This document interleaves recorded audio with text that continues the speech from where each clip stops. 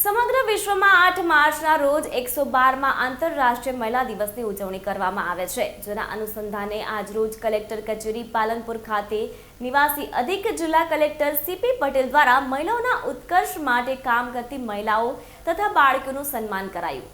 મહિલા કલાનિધિ ટ્રસ્ટ કાણોદર અને 94 FM radio પાલનપુરના ઉપક્રમે આયોજિત કાર્યક્રમમાં 10 દીકરીઓને શ્રેષ્ઠ લાડલી ગિફ્ટ અંતર્ગત 25,000ની FD, ચાંદીનો સિક્કો અને ચકલીઘર આપીને પ્રોત્સાહિત કરાયા હતા.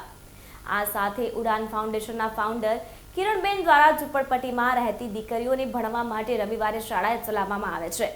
તેમાં શિક્ષણ આપતી કુલ 14 દીકરીઓને અધિક કલેક્ટર દ્વારા સન્માન કરાયું હતું.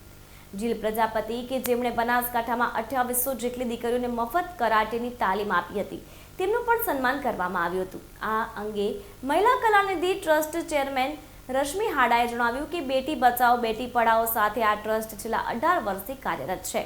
સમાજમાં એક સંદેશ જાય છે કે દીકરીઓ માટે જેટલું સારું કરીએ એટલું ઓછું છે. આ કાર્યક્રમમાં ડોક્ટર સુરેન્દ્ર ગુપ્તા સહિત વિવિધ ટ્રસ્ટના સહયોગીઓ ઉપસ્થિત રહ્યા હતા.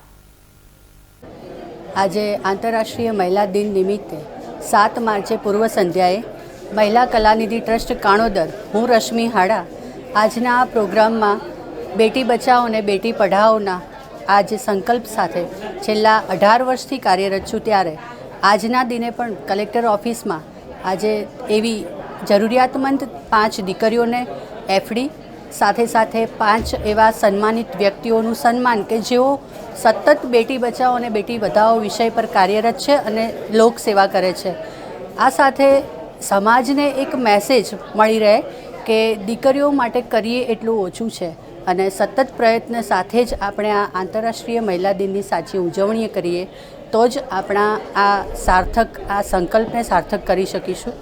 તો આ જ સંકલ્પ સાથે દર વર્ષે જેમ મહિલા કલાનિધિ ટ્રસ્ટ કાણોદર આંતરરાષ્ટ્રીય મહિલા દિનની ઉજવણી કરે છે, એ જ રીતે આજે પણ આ ઉજવણી કરવામાં આવી અને સતત પ્રયત્નશીલ રહીને બનાસકાંઠાની દીકરી તરીકે ચોક્કસ પ્રયત્ન કરતી રહીશ તેવી અભ્યર્થના સાથે અસ્તુ.